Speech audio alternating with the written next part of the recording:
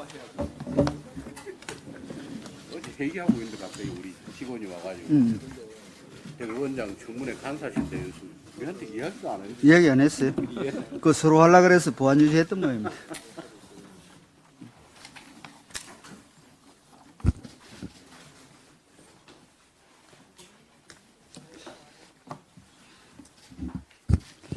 오늘부터 정기국회가 시작이 됩니다. 제21대 국회 마지막 정기국회인 만큼 유종의 미를 거두기 위해서라도 일하는 국회의 모습을 국민들께 보여드려야 합니다. 정기국회를 시작하는 단계에서 우리 국민의힘은 국민들께 7가지 중점 운영 방향을 말씀드리겠습니다. 첫째, 정책을 지향하고 민생을 우선으로 하는 생산적 입법 활동을 펼쳐 나가겠습니다. 둘째, 경제 활력 제고를 위한 디딤돌을 마련하고 기업 경쟁력을 가로막는 걸림돌을 제거해 나가겠습니다. 셋째, 재정 건전성을 위협하는 포퓰리즘을 배격하되 사회적 약자는 두텁게 지원해 나가겠습니다. 넷째, 극단적 갈등과 대립의 정치 문화를 개선하기 위한 제도적 방안을 마련해 나가겠습니다. 다섯째, 무동기 범죄, 자살, 마약 등 사회 병리적 현상에 대한 대응책을 강구해 나가겠습니다. 여섯째, 노동, 교육, 연금 등 3대 개혁 과제 완수를 위해 노력하겠습니다. 마지막으로 글로벌 중추국가로서의 국격 제고와 부산 엑스포 유치를 적극 뒷받침하겠습니다. 이번 정기국회에서 민주당은 당의 사법 리스크를 덮기 위해 1특검 4국조, 후쿠시마, 처리수 선동, 일방적인 국회 운영 등 그동안의 폭주를 더욱 가속화할 것으로 예상됩니다. 이미 행안위에서는 민주당이 이태원 특별법을 단독 처리했고 다른 여러 상임위에서도 벌써 파행이 발생하고 있습니다. 지금 처리해야 할 법안들이 산적한데 여야가 싸움에 몰두할 때가 아니라는 간곡한 호소의 말씀을 드립니다. 우리 당은 국민 안전, 미래 대비, 사회개혁, 그리고 경제 민생 등 4개 분야에 걸쳐 중점 추진할 법안을 선정했습니다. 이 중에는 재난 및 안전관리기본법, 건축법 등 큰 사고를 겪고 여야가 국민 앞에 공의 해결을 약속했던 주요 법안들이 포함되어 있습니다. 또한 우주항공청 설치법, 첨단산업 인재혁신법 등 나라의 미래를 준비하기 위해 제도적 기반을 닦는 법안과 노동조합법, 건설산업기본법, 채용절차 공정화법 등 사회 각 분야에서 누적되어 온 병폐를 개혁하기 위한 법안들도 있습니다. 재정준칙을 도입하기 위한 국가재정법과 50인 미만 사업장에 대한 유예를 연장하는 중대재해처벌법, 의료사각지대 해소를 위한 의료법, 국민들께서 큰 관심을 가지고 계신 보호출산 특별법 등 경제와 국민생활을 위한 법안도 다수 있습니다. 이 중 상당수는 여야가 공통된 관심을 쏟고 있거나 이견이 있더라도 충분히 조율이 가능한 범위 안에 있는 법들이니 민주당에 앞으로 100일 동안 밤낮을 가리지 말고 협상해서 합의에 도달하자는 제안을 드립니다. 또한 윤석열 정부의 3대 개혁 과제와 규제 개선 법안에 대해서 민주당은 대성적인 차원에서 협력해 주시길 기대합니다. 만약 민주당이 단지 윤석열 정부의 국정 목표라는 이유만으로 국가개혁 법안들을 반대하고 나선다면 다음 총선 때 무리한 국정 발목 잡기에 대한 국민의 심판을 피할 수 없을 것입니다. 앞으로 100일은 우리 국회의원들이 마지막 책임감을 다해 21대 국회가 최악의 정쟁국회였다는 오명을 닦아내는 온전한 민생의 시간이 되어야 합니다. 이번 정기국회에서는 여야가 누가 국민을 위해서 더 훌륭한 법안을 만드는가에 대해 경쟁함으로써 다음 총선 때 정정당당한 실력으로 국민의 평가를 받아보기를 민주당에게 제안합니다. 이재명 민주당 대표가 어제 갑자기 무기한 단식을 선언하고 국회 본관 앞에서 단식을 시작했습니다. 이 소식을 듣고 아니 왜? 라는 질문부터 나온 게 저만이 아닐 것입니다. 정말 이해할 수 없는 단식입니다. 무기한 단식이란 원래 고리주의 통치 시절 야권 인사들이 강력한 권력에 맞서 마지막으로 의지하던 최후의 저항 수단이었습니다. 그것의 힘은 정당한 정치적, 도덕적 명분에서 나왔습니다. 그런데 지금 이재명 대표와 민주당이 무기한 단식이라는 극단적 수단에 호소해야 할 정당한 명분을 찾기 어렵습니다. 민주당은 지난해 대선에서 패배한 후에도 압도적 다수 의석을 무기로 대선 결과에 사실상 불복해 왔습니다. 국회 안에서는 정부 여당의 국정 운영을 가로막았고 입법 폭주를 거듭했으며 대표를 포함한 다수 의원의 비리 혐의를 철벽 방탄으로 덮기에 여념이 없었습니다. 국회 밖에서는 주기적으로 극단적인 지지자들을 동원해 대규모 시위를 해왔으며 국론을 분열시키고 혼란을 일으켰습니다. 이렇게 국회 안팎에서 무소불위의 힘을 과시하더니 지금 정기국회를 앞두고 왜 뜬금없이 약자인 척하며 무기한 단식을 한단 말입니까? 이재명 대표의 단식은 사법 처리 회피용 단식, 체포 동의안 처리를 둘러싼 내분 차단용 단식, 당권 사수를 위한 단식으로밖에 볼 수 없습니다. 이재명 대표는 단식의 핑계로 민주주의의 파괴를 내세우고 있지만 선거라는 가장 기본적인 민주주의 절차를 통해 선출된 대통령을 인위적으로 뒤흔들려는 것이야말로 민주주의를 파괴하는 가장 반민주적인 행위입니다. 더욱이 정기국회를 앞두고 제1야당 대표가 아무 명분 없이 단식에 들어가는 것은 민생을 지켜야 할 입법부의 책임을 방기하는 것입니다. 온갖 파행과 폭주를 거듭한 제21대 국회를 마지막 순간까지 이렇게 망가뜨려야 민주당 속이 후련한지 묻지 않을 수 없습니다. 민주당은 즉시 대표의 단식을 멈추고 의회 정치로 복귀해 주시길 촉구합니다.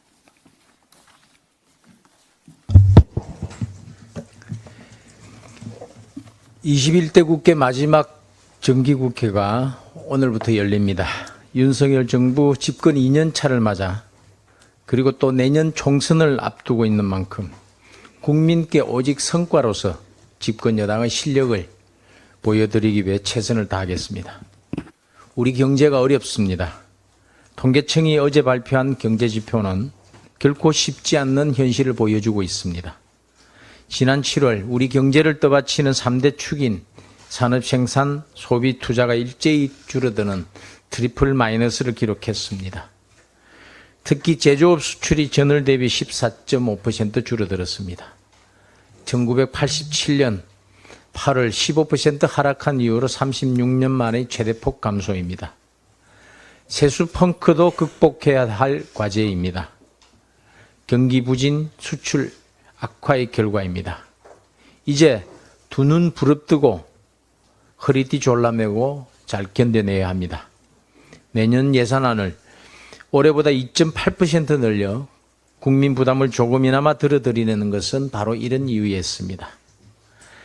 야당은 나라 국가는 아랑곳 없이 추경운운하고 내년 예산을 6% 늘려야 한다고 주장하고 있습니다. 국가 부채와 가계부채가 한계에 다다른 상황인데도 자신들이 집권할 때의 재정 만능주의 습성을 버리지 못하고 있는 것은 우리 아들, 딸에게 빚을 떠넘기는 무책임한 처사입니다. 번영의 길은 세금으로 열리지 않습니다. 독일과 영국이 침체의 늪에 빠진 경제를 살리기 위해 감세 드라이버를 건다고 하는데 우리에게 시사하는 바가 매우 크다고 하겠습니다.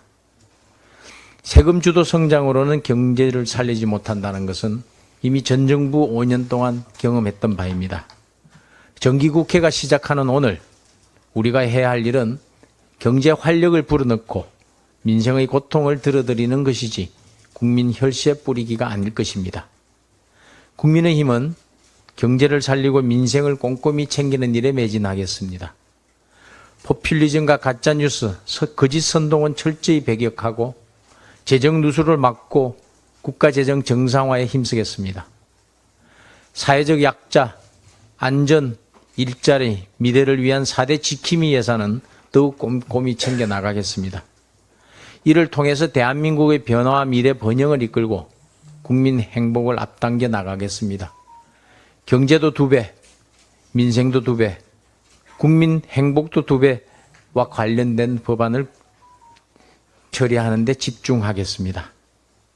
이번 정기국회는 이젠 경제다라는 모토 아래 국민께 희망과 비전을 드리는 정기회로 만들 것을 약속드립니다. 야당도 정쟁 경쟁이 아니라 정책 경쟁에 나서주기를 바랍니다.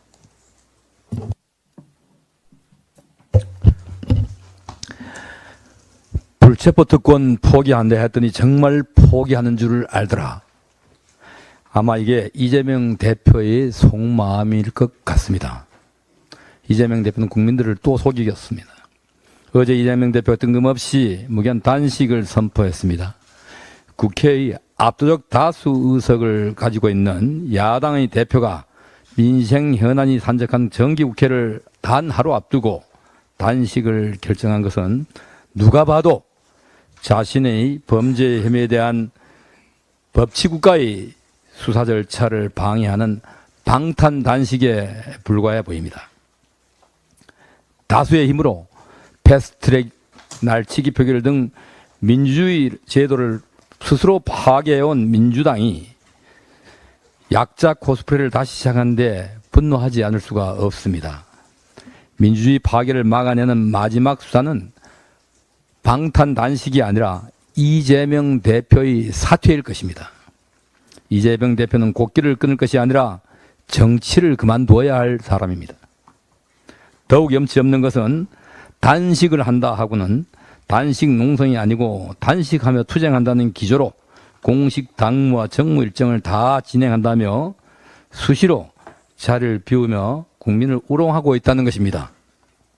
진정성 하나 보이지 않는 이재명 대표의 무늬만 단식 투쟁을 지지하는 국민은 그 어디에도 없을 것입니다.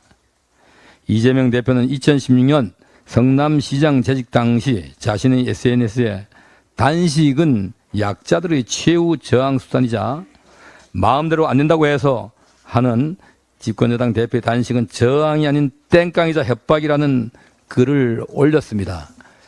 이재명 시장의 말대로라면 168석의 거대 의석수를 가진 국회의 집권 야당 대표의 단식은 땡깡이나 협박에 불과할 것입니다. 앞뒤가 달라도 이렇게 다를 수가 있습니까? 그때의 이재명의 말은 틀리고 현재의 이재명의 말은 맞습니까? 후쿠시마 오염수 방류기담을 유포하고 불안을 선동하며 우리 수산업계를 벼랑 끝으로 몰아넣는 것은 바로 민주당입니다. 그런데도 수산물 소비를 늘리는데 앞장서고 어민과 국민들의 불안을 해소하는 방안을 강구하기는커녕 고작 단식으로 본인의 안위만 고민하고 있으니 이것이야말로 민생을 볼모로 국민을 협박하는 것이 아니겠습니까? 진정 민생을 일으키고 싶다면 국회 앞에 천막을 칠 것이 아니라 민생 현장에 나가 민주당의 괴담 정치로 피해를 입고 고통받는 국민들의 목소리부터 귀담아 들어주십시오. 만일 이재명 대표의 단식 투쟁이 다가오는 4일 쌍방울 대북 송금 의혹 조사의 검찰 출석을 회피하기 위한 간헐적 단식쇼로 귀결된다면 이는 역사의 길이 남을 대국민 사기극이 될 것입니다. 민주당은 국민들을 혼란스럽게 하는 정치쇼는 당장 그만두고 산적한 민생 현안 해결에 동참부터 하기를 촉구합니다. 의미도 없고 가치도 없는 단식은 이재명 대표의 정치 수명만 단축시킬 것입니다. 민주당을 향한 국민들의 냉엄한 심판만 앞당길 뿐일 것입니다. 이상입니다.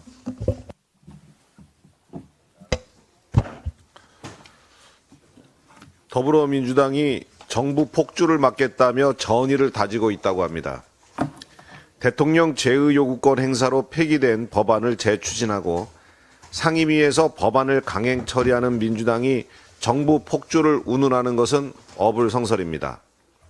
애초 양곡관리법 개정안은 시행 시 쌀 생산량이 증가하여 2030년에 63만 톤 이상이 남아돌고 쌀, 격리, 보관, 매각 등으로 발생하는 비용이 1조 5천억 원에 달할 것으로 추정된 바 있습니다. 때문에 대통령께서는 양곡관리법 개정안에 제의 요구권을 행사했습니다. 이후 약속한 대로 2024년도 직불금 예산을 3조 1천억 원으로 늘렸고 쌀 수급 균형을 위한 예산 또한 확대했습니다. 그런데도 민주당은 이번 정기국회에서 양곡관리법을 재추진하겠다며 또다시 입법 폭주를 예고하고 있습니다. 게다가 더불어민주당은 어제 이태원 참사 특별법마저 강행 처리하는 폭거를 또다시 자행했습니다. 특별법은 특별조사위에 무소불위의 권한을 부여하는 등 위헌적 요소를 담고 있습니다. 이미 참사의 원인과 진상이 밝혀졌고 책임자들에 대한 사법적 절차가 엄중히 진행 중입니다. 그럼에도 이 법안을 강행 처리한 것은 결국 대통령의 제의 요구권을 유도하여 일방적인 국정 운영, 참사를 외면하는 여당, 이런 프레임을 씌우려는 정치적 목적밖에는 없습니다. 국민들에게서 위임받은 입법권을 당리당략에 사용해서는 안 됩니다. 민주당의 거대 의석을 앞세운 입법 폭주를 즉각 멈출 것을 엄중 경고합니다. 발언 신청하실 우선 송원석 간사님 하시고 왼쪽하고 오른쪽 하겠습니다. 예. 송원석 간사님. 예결위 간사 송원석입니다. 예산결산특별위원회가 2022회계연도 결산심사를 그제와 어제 실시해서 종합 질의를 마치고 이제 오늘부터는 부별 심사에 들어갑니다. 결산심사는 국회가 심의 의결해 준 예산을 정부가 제대로 집행을 하였는지, 또 편성 당시에 의도했던 정책 효과가 제대로 나타났는지 등을 면밀하게 살펴보는 예산의 환류 과정이라고 할 수 있습니다. 오늘부터 시작되는 국정감사, 정기국회에서 국정감사는 금년도 집행에 대한 감사이고 또 예산심사는 내년에 써야 될 돈에 대한 심사입니다. 그에 반해서 결산은 작년에 썼는 부분에 대한 감사이기 때문에 국회의 중요한 세 가지 책무 중 하나라고 할 수 있습니다.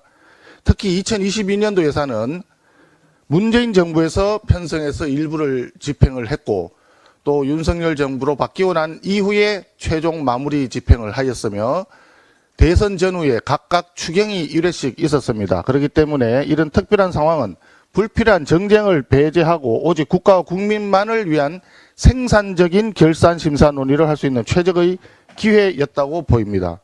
그러나 국회에서 절대 다수 의석을 차지하고 있는 더불어민주당은 결산 심사는 뒷전이고 시작부터 정쟁화를 시도하고 있어 대단히 유감스럽습니다. 더불어민주당에서는 회의 시작부터 불가피하게 해외 출장으로 인해 불출석한 국방부 장관의 출석 문제를 논의 대상으로 삼았습니다. 이번에 국방부 장관의 출장은 지난해부터 개최가 예정되어 있던 방담회 출장을 위한 것으로 K방산 수출 계약 등 우리 국익과 직결된 사안이었는데 더불어민주당에서는 국익에는 눈과 귀를 막고 마치 장관이 도망이라도 쳤다는 듯이 비난을 했습니다.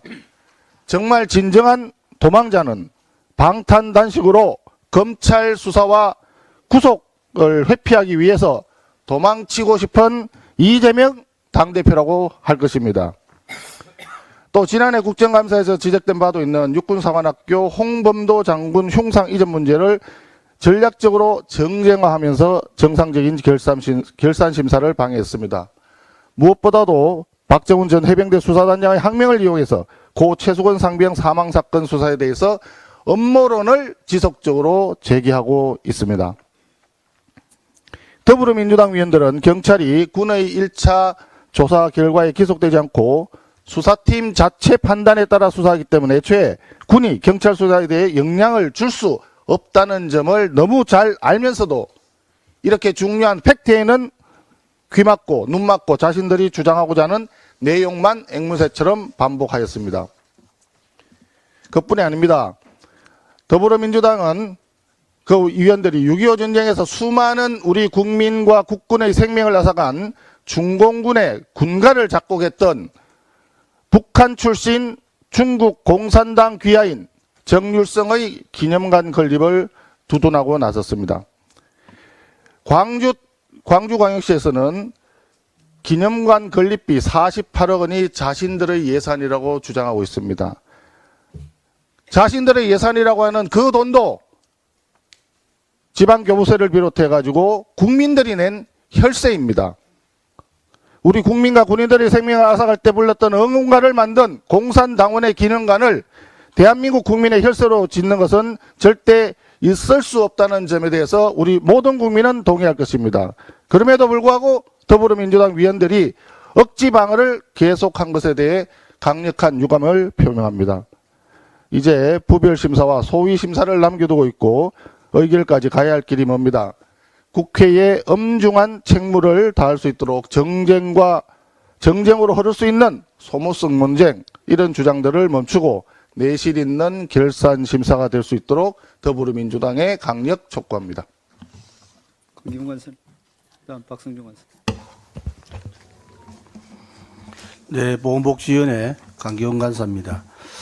비대면 진료는 코로나19로 한시적 허용 후 위기 단계 하향으로 법적 근거가 사라져 이제는 시범사업으로 유지해야 합니다. 시범사업은 의료 서비스를 대체하는 것이 아니라 보충하는 것이기 때문에 여러 가지 문제가 있습니다. 우리는 한시적으로 운영되었던 코로나 팬데믹 시기를 통해 법적 안정성에 근거한 행정적 관리가 필요하다는 것을 배웠습니다. 따라서 하루빨리 법을 개정해 탄탄하게 법적 뒷받침을 해야 합니다. 이에 우리 국민의힘은 지난달 열린 보건복지위원회 법안 소위에서 비대면 진료 법제화를 담은 의료법의 통과를 위해 수많은 노력을 기울였습니다만 야당의 반대로 계속 심사가 결정되고 이는 비대면 진료 시범사업 실시로 이어졌습니다. 국민건강권 확보 및 양질의 의료 서비스 제공과 직결되는 제도임에도 반쪽짜리 시범사업으로 진행하게 된 현실에 보건복지위원회 간사로서 깊은 유감을 표합니다. 비대면 진료는 의료기관에서 직접 방문하기 어려운 환경에 있는 환자의 선택권을 넓히는 제도입니다. 섬, 백지 등 의료기관이 부족한 지역에 거주하고 있는 사람들, 만 65세 이상의 장기요양 등급자 어르신들, 거동이 어려운 장애인 등 의료 사각지대에 있는 사람들을 의료 바운더리 안으로 모셔오는 것이 비대면 진료의 핵심입니다. 비대면 진료의 법적 근거를 마련하는 것은 비정상을 정상으로 돌려놓는 정상 수순입니다만 야당의 반대로 우리 당과 정부의 노력은 수포로 돌아가고 말았습니다. 더불어민주당은 민생법안을 더 이상 외면하지 말고 전 국민의 의료권 보장을 위한 의료법 개정에 적극 협조해 주시기 바랍니다. 이상입니다. 예, 박성중 관선. 가방위 간사 박성중 의원입니다. KBS, MBC, YTN에 대해서 이동관 방통위원장과 전 위원장인 한상혁 위원장에 대해서 한번 그동안 보도를 분석해 봤습니다. 3개월로 분석되어 있습니다만 실제는 1개월간의 거의 분석입니다. 그 결과 이동관 방통위원장은 67건, 한상혁 위원장은 6건, 그래서 11배 차이를 나타내고 있습니다. 이걸 보면 공영방송이 아니라 완전히 민주당 방송, 민노총 방송이다. 그걸 나타낼 수 있습니다. 최근 이동관 방통위원장 후보를 상대로 KBS, MBC, YTN의 편파 왜곡 보도가 그동안 심각했습니다. 그 하나의 사례로 이동관 청문회 관련해서 약 3개월간, 실제는 1개월입니다. 공영 3사의 그 보도를 봤는데 67건이 재탕, 삼탕하며 쏟아낸 것이었습니다. 반면 한상혁 전 방통위원장의 인사청문회 때는 고작 공영 3사가 6건에 불과한 것으로 나타났습니다. 이는 이 후보자와 비교해서 11배나 많은 수치고 결국 결론적으로 민주당, 민노총의 공격수로 직접 KBS, MBC, YTN이 나섰다 이렇게 볼 수밖에 없습니다. 특히 MBC의 경우를 보면은 이동관 후보의 검증 보도를 31건이나 쏟아낸 반면에 한상혁 후보는 딱 1건 했습니다. 그리고 단순 보도에 그쳤습니다. YTN의 경우를 보더라도 한상혁 후보는 단 1건 했지만은 그 이 후보자에 대한 20건을 쏟아냈습니다. 이 완전히 편파를 해도 너무한다. 그리고 이동관 후보자에 대해서는 엄정한 검증은커녕 분당 묻지마 살인마 그 보도 배경에 이 후보 사진을 10초나 게재했었습니다. 또 KBS의 경우 보니까 한상혁 후보는 4건에 그친 반면 이동관 후보는 20건을 직접 쏟아냈습니다. 이렇게 공영 3사 모두가 언론의 공적 책무를 망각한 채 완전 민주당 플레이로 직접 나섰습니다. 이들이 집착하는 이동관 후보의 자녀 학폭 의혹도 대부분 왜곡 가장돼 국민의 관심을 끌지 못했습니다.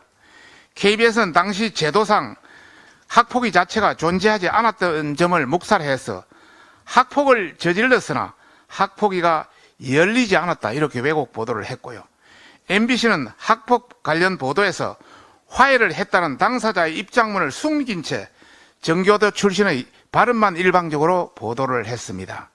YTN도 자녀가 전학이라는 중징계를 받은 것에 대해서는 말없이 수용한 이동관 후보를 갑질 악성 민원 학부모로 호도했습니다.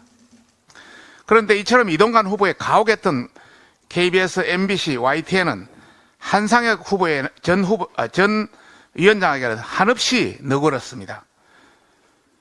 그 위원장에 대해서는 MBC 변호사 경력, 방송문화재단 진흥재단 이사를 지낸 인물로 방통위 설치법상 부적격자라는 문제가 제기되었음에도 당시 공영 3사는 제대로 검증조차 하지 않았고 또 당시 논란이 된 언론 장악 문제라든지 논문 표절 문제라든지 재산 탈세 의혹도 대부분 묵인해 버렸습니다. 그리고 공영 3사는 지난 1개월간 보면은 민주당과 민노총, 민언련 등의 입장을 29건 그대로 받았었습니다.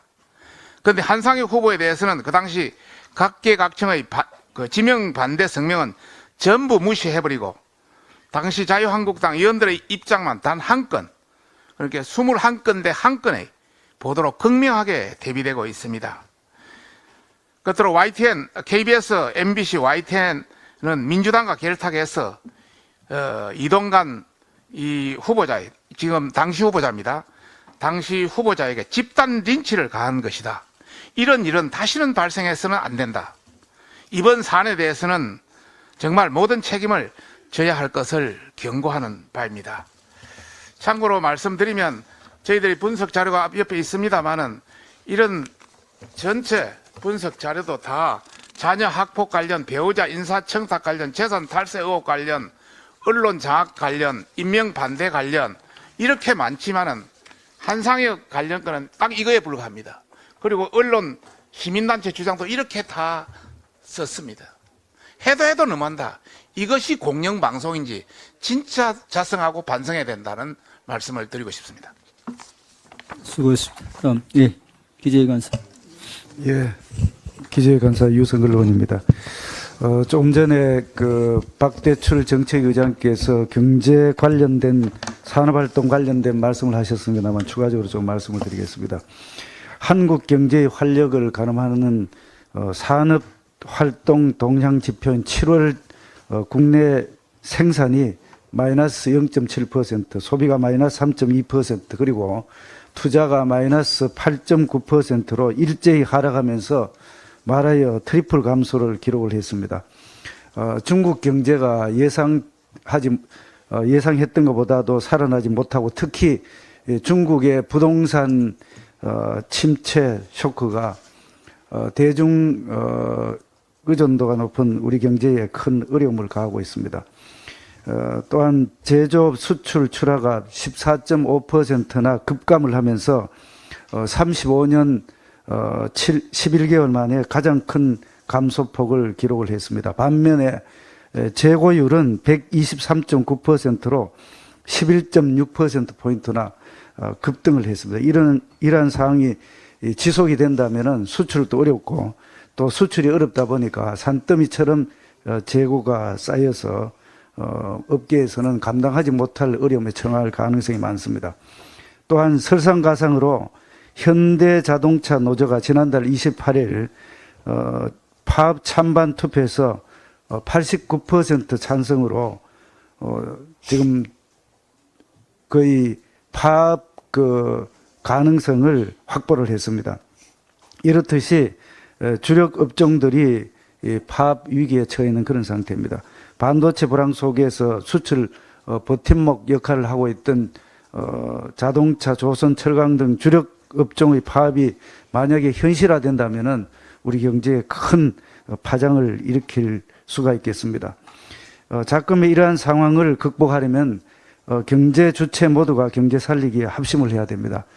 특히 정부는 경제 정책의 기본적인 방향을 단기적으로는 경기 침체를 방어하는 데 주력을 하고 중장기적으로는 수출과 기업 활동을 촉진할 수 있는 방안을 마련을 해야 되겠습니다. 아울러서 예산과 세제 관련되는 사항에 대해서도 적극적으로 검토를 해야 될 필요성이 있다, 이런 말씀을 드립니다. 민생 현안이 어느 때보다 산적해 있는 이번 정기국회에서 국가의 장래가 걸려있다고 해도 과언이 아닐 그런 사항입니다. 기업을 옥죄는 규제를 풀고 노동, 교육 등의 구조개혁을 철저히 그리고 지속적으로 추진을 해야 되겠습니다. 더불어민주당은 정쟁에서 벗어나서 경제 살리기 법안을 조속히 통과시키고 경제 활력 제고와 민생 회복을 위해서 적극적으로 협조해 주시기를 부탁합니다. 이상입니다. 예, 다음 이만희 간사님. 예, 행안위 간사 이만희 의원입니다. 어제 민주당은 참사의 정쟁화 법안으로 남을 이태원 특별법을 일방적으로 강행 처리하는 폭거를 자행했습니다. 법안 자체 여러 위헌적 요소와 국민적 공감대의 부족이라는 우려와 지적에도 불구하고 결국 민주당은 입법 폭주와 방탄 정치를 내년 총선까지 이어가겠다고 선언한 것이나 다름없습니다. 민주당은 참사 발생 이후에 철저히 참사 희생자의 유가족과 피해자의 슬픔을 당리당략에 이용했습니다. 민주당이 지금까지 이태원 참사 유가족들을 위해서 한 게 무엇이 있습니까? 이태원 참사의 음모론을 퍼뜨리면서 현 정부를 공격하고 유가족과 정부 여당을 편가르게 하는 데만 몰두했습니다. 그간 참사 발생 이후 경찰은 500명이 넘는 경찰 특수본을 구성하여 538명의 참고인 조사를 진행하고 24명을 입건 송치했습니다. 검찰 또한 광범위한 압수수색과 보강수사를 통해서 용산경찰서장, 용산구청장, 해밀턴 대표 등 18명을 기소했으며 현재 그들에 대한 재판이 진행 중에 있습니다. 국회는 민주당의 주도로 55일간의 국정조사를 실시했습니다만 자당의 신모 의원의 닥터카 콜택시와 논란 외에는 새롭게 드러난 사실조차 없었습니다. 또한 국민 안전을 총괄하는 부서의 수장 공백 사태까지를 불사하면서 행안부 장관에 대한 탄핵 소추를 했지만 헌재는 전원일치 기각 결정을 내렸습니다. 정부는 피해자 지원단을 출범해서 지속적인 소통의 창구를 열어놓고 국가안전 시스템 개편 종합대책을 마련해서 추진하고 있습니다. 유가족들이 원하시는 이태원 참사 추모 사업도 특별법 없이도 충분히 진행 가능합니다. 하지만 민주당은 참사 직후 발의된 40여 개의 재난안전 관련 법안에 대해서는 등한시하면서 또다시 진상규명을 하겠다면서 무소불위의 특조위 구성을 핵심으로 하는 이태원 특별법을 강행 처리한 것이 정쟁이 아니면 무엇이겠습니까? 자신들이 원하는 결과가 나올 때까지 진상규명을 하겠다는 민주당의 행태는 세월호 때와 판박이지만 불행히도 세월호 특조위를 통해서 규명된 새로운 진실은 없었다는 것을 우리는 잘 알고 있습니다. 내년 총선을 겨냥한 민주당의 대국민 선동은 이재명 대표의 단식으로 충분합니다. 국가적 참사의 국민적 애도와 추모마저 무관심으로 희석시키고 사회적 갈등과 불신을 증폭시키는 정쟁을 멈출 것을 민주당에 강력하게 경고합니다. 조명희 의원님 짧게 하십시오. 네, 짧게 하십시오. 짧게.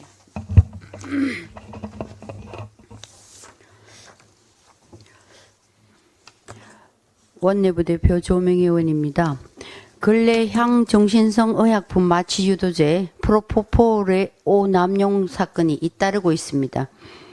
금진 시술 등 의료 목적 처방 외에 익명으로 투약하거나 불법으로 유통되어 경찰에 적발된 사례들이 언론 보도를 통해 드러나고 있습니다. 서울경찰청 강력범죄수사대는 최근 서울 강남과 경기 수원 소재 성형외과에서 5억 원 상당의 프로포폴을 불법 유통시켜 막대한 차익을 거둔 것으로 보고 수사 중에 있습니다. 수술에 사용한 것처럼 서류를 조작, 식약처에 품명과 수량 등을 신고하고 환자 1명당 최대 10병 가량의 프로포폴을 빼돌린 수법인입니다.